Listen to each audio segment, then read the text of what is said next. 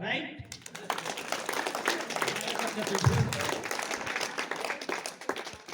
अब पालो छ 4-5 का भाइ बहिनीहरूलाई।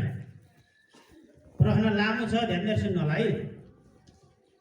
नक्सामाथि पातलो कागज राखी पातलो कागजमा नक्साको आकार देखिन्छ, त्यही कागजमा सिसा कलमले नक्सा कोरिन्छ भने त्यो विधिको नाम के हो? राइट, ट्रेसिङ विधि। अब आयो 6-8 1-8।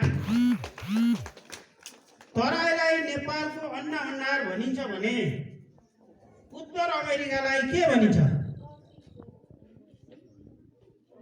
तराईलाई नेपालको अन्न भण्डार भनिन्छ भने उत्तर अमेरिका महादेशलाई के भनेर चिनिन्छ?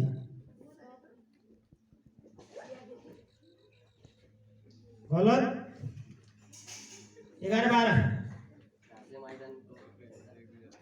उत्तर अमेरिका महादेश। राइट, विश्वको अन्न भण्डार।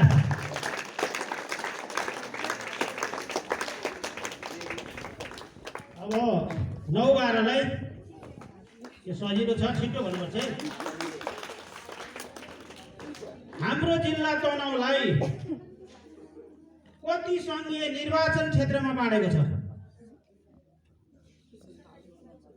निर्वाचन क्षेत्र तनहुँ जिल्लालाई कति निर्वाचन क्षेत्रमा बाँडेको छ?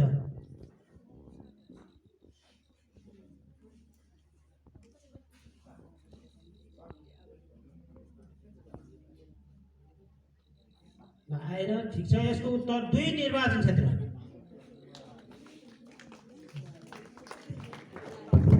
Thank you, sir, for conducting this GK session.